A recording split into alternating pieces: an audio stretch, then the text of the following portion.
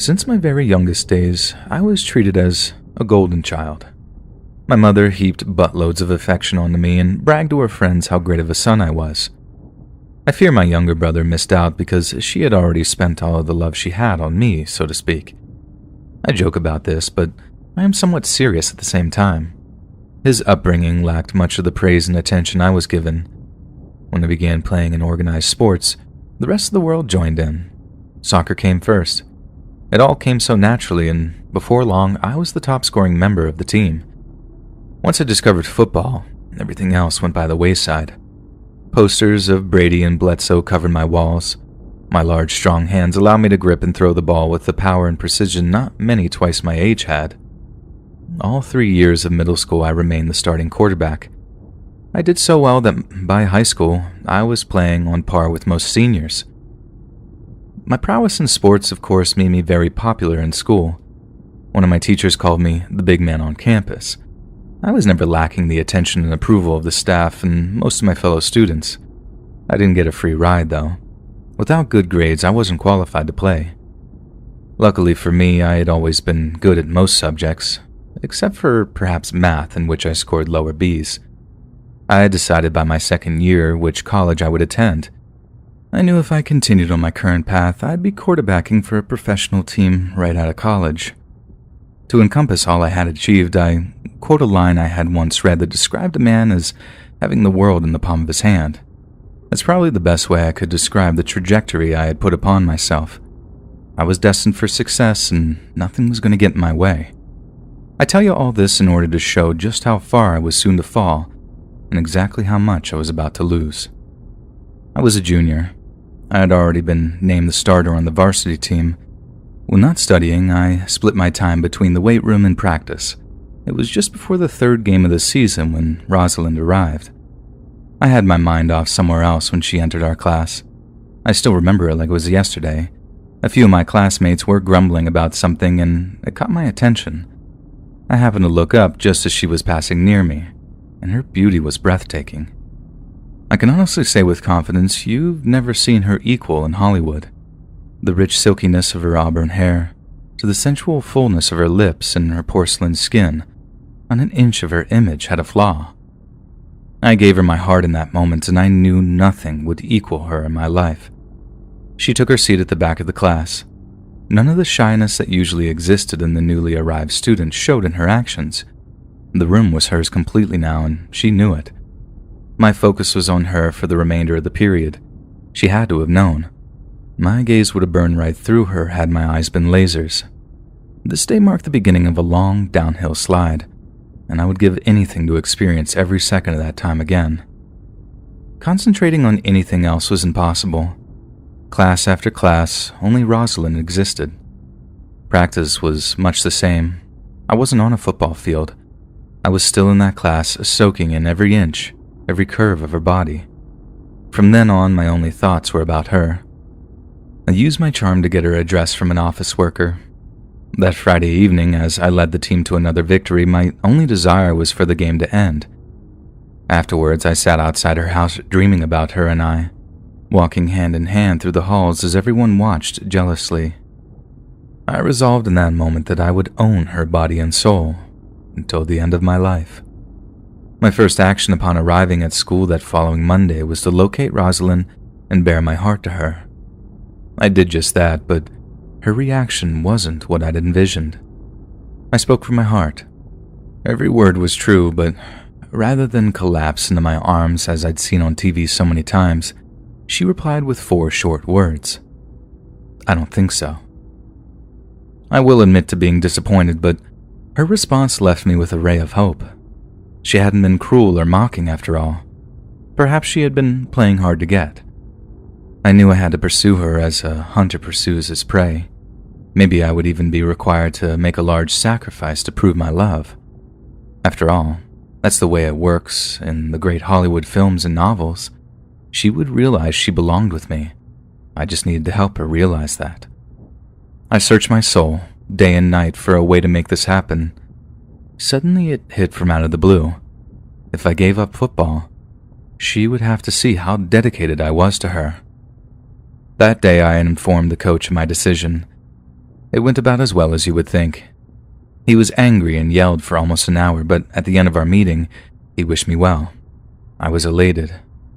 I had to tell Rosalind that very second. She didn't answer my text right away, but when she did, her only answer was, "Why?" The queasiness churned up in my stomach. Even after all I'd done to let her know I loved her, putting it into words still made me very nervous. "I did it for you," I said. My hands shook as they moved to push send. It was now or never. She would be left with no doubt to how I felt about her. After sending it, the time seemed to drag on forever. The hours passed with no word from her, and I couldn't take it any longer. I sped over to her house and waited outside her window. I watched as she changed for bed. Every curve, every line of her body remains with me to this day. I sent a new text to let her know that I was waiting. She appeared at her window within seconds. Seeing her in the nightgown made my heart race, and there was only one reason she would let me see her this way. My mouth was dry with anticipation. I broke into a sweat. I expected to be met with soft words, but instead she began yelling, almost screaming. Her words didn't make sense. I was confused by her behavior. It only got worse when her father came outside. I tried to explain my love for his beautiful daughter, but he was deaf to my words. Rosalind began to curse me from her window, terrible things I don't dare repeat here. I never dreamed this could have happened. With every word, her curses knocked me lower and lower. It was a pain I'd not wish on anyone. I was so distraught I didn't hear the word police until it was almost too late. I fled just as I noticed flashing lights up the street. I lay down in my car as they passed and sped away as they pulled up to Rosalind's house. My sobs grew and grew until I was consumed by my grief. I laid curled up upon my bed, wailing uncontrollably. However, as my tears began to subside, another fire kindled inside. My anger roared by the second, until it consumed any sadness I once had. By dawn, I transformed into some sort of beast. A monster I never knew existed in me had taken control of my body. I began to rage. I thought, no one says those things to someone who loves them. They know the power they have over them. The idea of punishment fleeted in and out of my brain, briefly at first, then more and more until it set root and fostered a plan for retribution. I see now just how far I had gone. My love, if that's what you can call it, had transformed from obsession into hate. The quickness in which this occurred still terrifies me. In that day and in that time, I could only think of one thing: revenge. She had to feel my pain. There was no other way she could learn what she had done. I entered the school that morning with a single, focused purpose. My anger had clouded my mind from considering the consequences of what I was about to do. I could see the terror in her eyes as I drew closer, and I could remember feeling satisfied by this. I said nothing. I just grabbed her by the throat, both hands gripping as tightly as possible, and I knew it wouldn't take long. My grip was strong and my hands were large. I was oblivious to the grabbing and pulling of others around me. Her face took on a dark red, then almost purple hue, and I knew it wouldn't be long now. I stared into her beautiful green eyes that I had dreamt of for countless hours, and was awed by them even as they filled with the streaking of blood. My adoration angered me even more. The next thing I remember was lying on the school floor being held down. The din of their yells seemed muffled. I was miles away, lost in the confusing pattern of the ceiling tiles above me. I'm not sure how long it was before I was told Rosalind had survived. It appeared I had been stopped before I was able to achieve my goal. This news didn't anger me, nor was I relieved. I had become numb. It's taken me many months to reclaim the identity I once was. I was terrified to feel anything. I'd become nothing more than a frightened child. I've been fortunate enough to be sent to an institution that focuses on therapeutic rehabilitation. I'm by no means fully healed, for the lack of a better word, There still are moments where I find myself giving over to my dark side. I don't necessarily blame the entertainment industry for the way they portray relationships or the pursuit of love in a wider context. I'm responsible for the way I handle the situation. Something inside of me is broken. However, in the same breath, I do question what impression they intend on presenting.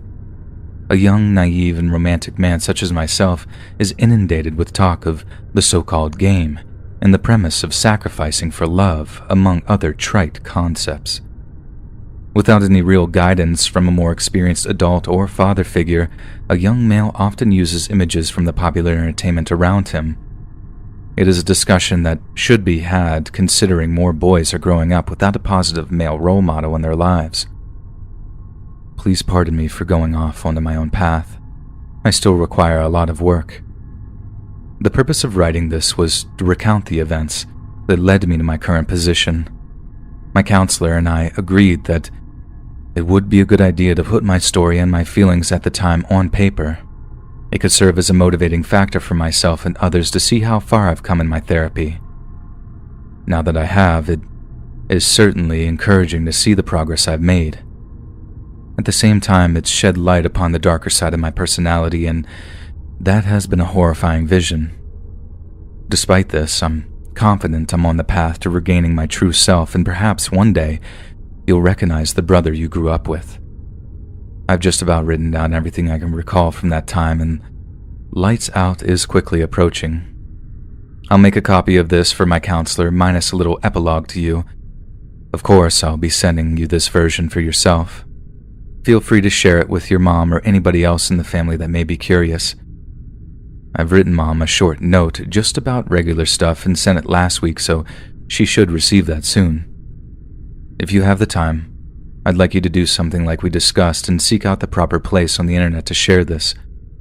All I ask is that you leave out my name, but I probably don't have to tell you that. I'm sure you don't normally tell people your older brother is psycho. I'd like young people to be able to read an authentic account of what goes on in the mind of someone like me without all the sensationalistic fluff. I don't seek notoriety or fame for what I've done. It is an inexcusable act against one I profess to love.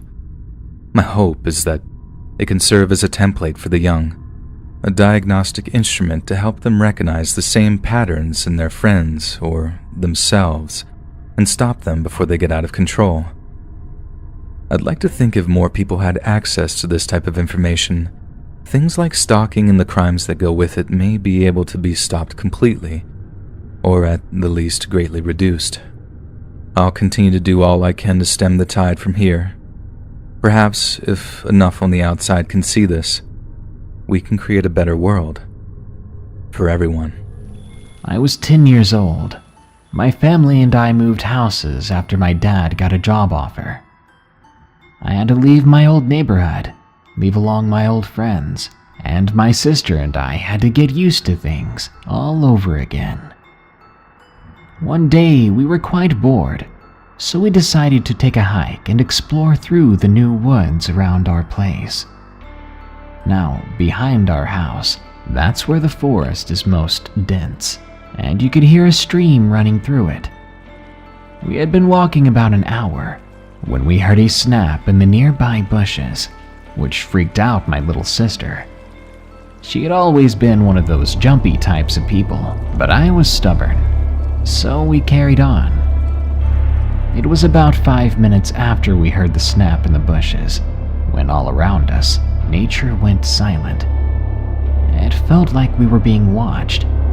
Cliché, I know, but it felt like there wasn't just the two of us. There was something out there staring right at us.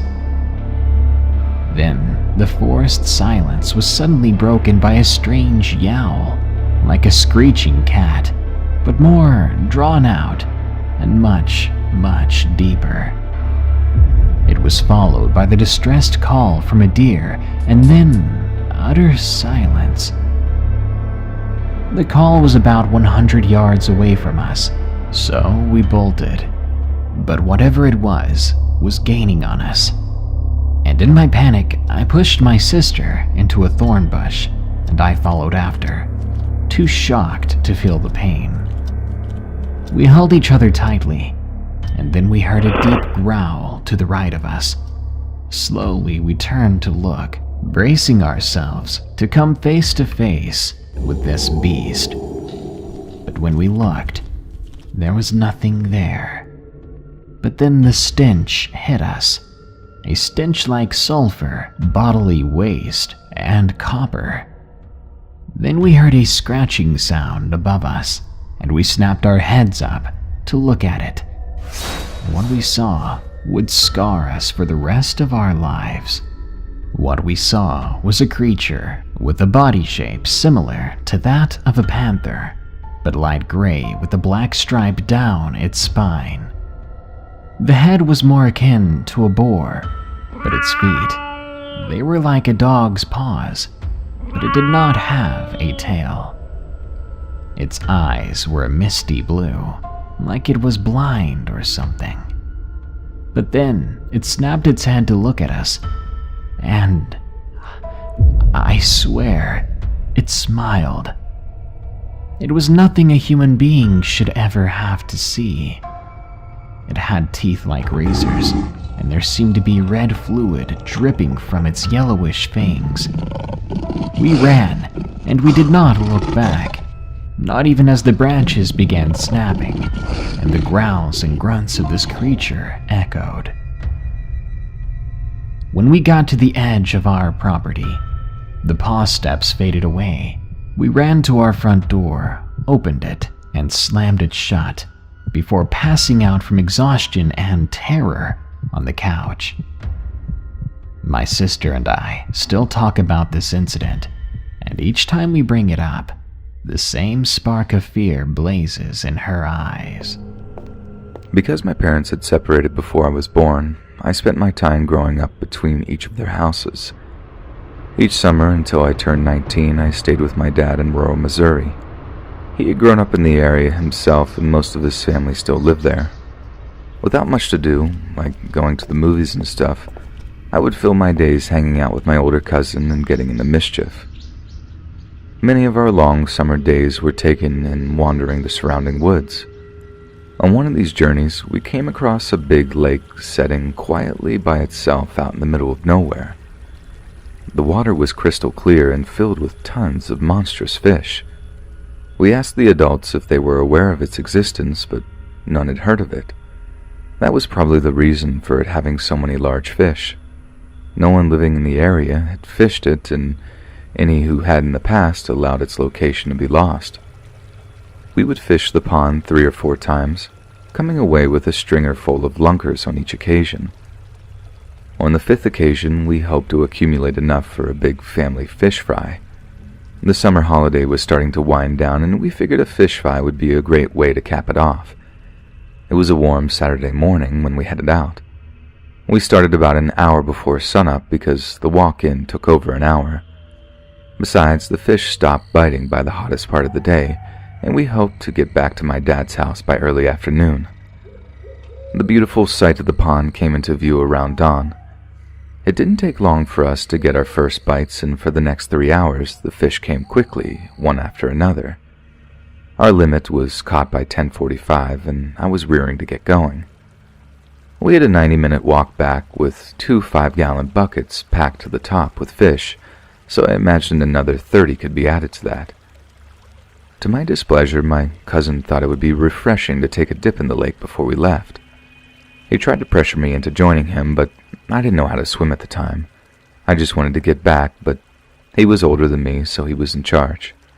I plopped my tail onto a rock and waited while he did his thing. There was an old rope tied to a tree, probably from 100 years ago, and he wanted to swing from it. It looked unsafe to me. However, my concerns were laughed off, and he stripped down to his boxers, setting his clothes on the ground next to me. He climbed the tree a little way and grabbed the rope. Pushing off, he swung out just a short distance before the rope snapped right above him. He'd made it out far enough to hit the deep water, but probably not as far as he intended. When he hit the water, his body made a dull thud sound. It certainly didn't sound normal and likely hurt. I was planning on laughing at him and saying I told you so, but as the seconds passed, he never resurfaced. The situation was quickly becoming scary. I looked around to see if he came up somewhere farther away, perhaps floating unconscious because of the hard contact with the water, but still nothing. I began to panic and waded out as far as I dare, looking into the water for him. Unfortunately, the water became cloudy with every step I took and made it impossible to see. Soon it was clear to me that he had drowned. How, I had no idea. Perhaps if I could have swum back then, I may have been able to help him, but it was too late now. I was helpless to do anything more than pack up and head home. On the entire walk back, a small nugget of hope lingered in the back of my mind that he had tricked me and would pop up at some point. This didn't happen, however, and the dread I carried of telling my family grew with each step. I tried several times to find the words, but with each attempt, I would break down and choke on my tears. Ultimately, I could only manage, "Mark drowned." They got the point after that, and once I was able to pull myself together, I led my dad and uncle back out to the pond. Mark's body was still nowhere to be found. With no other options, we went into the sheriff's office to report the drowning. When I realized where we were headed, I started freaking out. In my young mind, I thought I was going to get in trouble or be blamed for my cousin's death. It took a few minutes, but they were able to convince me I wasn't in trouble. Even after they had, I couldn't help but feel guilty every time I looked at my uncle. Regardless of what he claimed, I couldn't believe he didn't blame me, even if it was just a small amount. I explained what had happened to the sheriff, and the search began the next morning. Just by chance, that was the day I was going back to my mom's. That Monday night, my mom sat me down to tell me that a team of divers had found Mark's body earlier that day. When they discovered him, one of his feet were hung up on a sunken log, so they assumed that was why he never resurfaced. I wish I could say this made me feel better, but it did not. It did, however, serve as a catalyst to learn how to swim. The guilt of not being able to help my cousin stayed with me for most of my life, and I never wanted to be in the position of not being able to help another person ever again. So in a twisted kind of way, his death had a positive impact on my life. However, if I had the choice, I'd still prefer that he be with us.